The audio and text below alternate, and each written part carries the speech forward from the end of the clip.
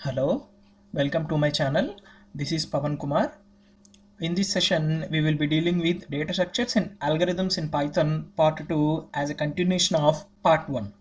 So in this session, we will be dealing with the remaining sorting algorithms, that is selection sort, quick sort, shell sort, and as well as linear and binary search algorithms.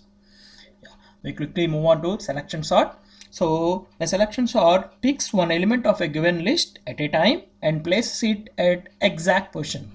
So it will be dealing with where the element is to be placed. It will select the smallest element and place in the updated list and finds the next smallest element.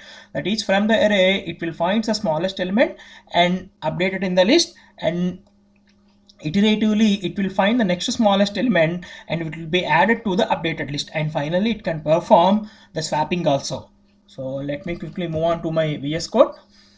Yeah, I created a function called selection sort or cell sort. So the first element, I assume that the first element is to be minimum, and I will compare with the next element. So minimum is equal to x, and I will be comparing it with the next elements. So this is the swap, that is swapping is performed here, and the first value is taken as minimum and compare with all the elements from the right side. That is, the first value in the array is treated as or assumed as minimum, and it will be compared with the next elements. So here r is the length of my list. So I will quickly run my code. Yeah, so I have taken 32, 23, 1, 67 and 4. So finally the sorted array list, that is 1, 4, 23, 32 and 67. This is the example of selection sort. Now, get back to my work. Now quick sort. So quick sort is a divide and conquer algorithm. It picks an element as pivot and partitions the given array around the pivot element. So the key process in the quick sort is partition. That is, quick sort is mainly based on partition. So quick sort can be performed in 4 ways, or it can be implemented in 4 ways. So first element is taken as pivot, or the last element is taken as pivot, or we can select any random element as pivot, or we can take median as pivot. So the quick sort can be implemented in 4 ways. So I implemented the second way, that is picking the last element as pivot. So by picking the last element as pivot, I will write a function that takes the last element as pivot and places the pivot element at correct position in the sorted array and places all the smaller elements to the left of the pivot and all the greater elements to the right of the pivot, and I will write the recursive function. So this is an example of quick sort. Now get back to my VS Code. Yeah, so here I write a function. The function takes the last element as pivot and places the pivot element at its correct position. Now here array is the array to be sorted, and low is the starting index and high is the ending index. So index of the smaller element, the pivot element. So if the current element is smaller than or equal to pivot, or I will increment the index of the smaller elements. So this is the function to perform the quick sort, partitioning the index and ARR of P, that is array, at the right place, and separately we will sort the elements before the partition and after the partition. I quickly run my code. So the sorted array, that is 1, 5, 8, 9, 10. So taken my array as 10, 7, 8, 9, 1 and 5, and I applied the quick sort algorithm. So the sorted array is 1, 5, 8, 9 and 10. So quick sort can be implemented in 4 ways. So picking the first element as pivot, or the last element, or the random element as pivot, or we can take the median as pivot. This is the example of a quick sort algorithm. Now coming back to the next algorithm, shell sort. So shell sort allows us to sort the elements apart from each other. That is, the original sequence is followed by n by 2 or n by 4 or n by 6 and so on sequence, where n is the number of elements. That is, for example, if you have, let me say, 16 elements, then the length is 8.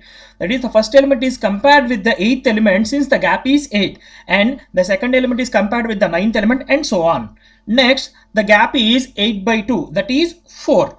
So then the second with the fourth element, and the first with the fourth element, and second with the fifth element, and so on. So this process will be continued until the gap becomes 1. So for every time the gap will be reduced, and finally when the gap becomes 1, we will return a sorted array. So adjacent elements will be sorted and swapped, and shell sort internally uses the insertion sort algorithm. Quickly get back my code. Yeah.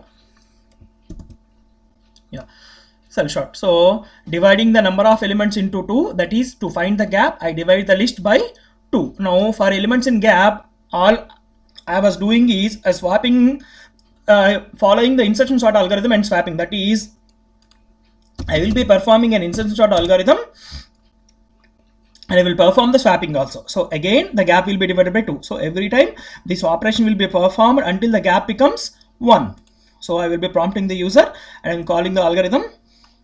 So I have taken 23, 7, 65, 8 and 67 as the array elements and applied the shell sort algorithm. So finally I will be getting the sorted array. So shell sort internally uses the insertion sort algorithm and as well as a swapping also. So it will find the gap and the gap will be reduced for each iteration until the gap becomes 1. So this is an example of shell sort. Now coming back to the searching algorithms, linear search and the binary search. So linear search algorithm. So linear search algorithm is used to search the elements by comparing each element. So if you want to find a 20, it will be compared by taking each element in the array, and it is the simplest, but linear search is time consuming. The linear search, first we have to create a function for the list, next we have to find the length of the list, and next we have to find the key element. The key element is compared with each and every element in the array. If the key element matches with the element, then the true or the array index is returned, otherwise -1, that is element is not found, is going to be returned. Get back to my VS Code. Yeah. So I created a linear search function. So for every element in my array, I will try to compare the array elements with the key value and return x, that is index position, if the value is equal to the key value. Otherwise return -1, that is if the search is not found. So I will be returning whether the array is, whether the key element is matched with the array element or not. So I quickly run my code. So see here, I take an array 12, 67, 8, 90 and 7. The key value is 8. So I will be getting the key is present at index 2. Let me change my value, 81. So I will be getting key is not present. So in the array, if the key value is found, then the index value is returned. Otherwise the key is not found, is going to be returned. So this is an example of a linear search. The last searching algorithm is binary search. So it is used to search the elements in an sorted array by making use of a degree and conquer. That is, it will follow a degree and conquer algorithm. So here the key is compared with the middle element, and if the key is equal to middle element, then the index is going to be returned, or the key is compared with the left subarray and right subarray. That is, if the key is less than the key is less than the middle element, then the left subarray is going to be checked, otherwise the right subarray is going to be checked. So these are the 3 cases in binary search algorithm.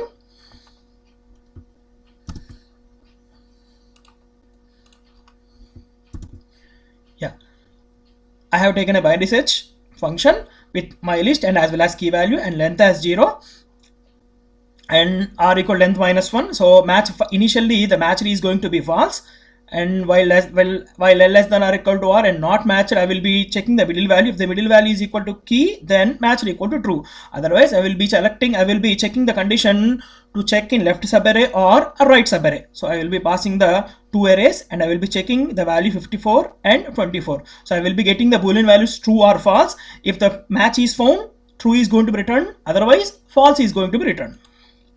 So both the cases, in the first case 54 hence true is returned, and in the second case 24 hence false is returned. So this is an example of binary search in Python. So in our next videos we are going to see about data structures in R and as well as objects in R. Thank you.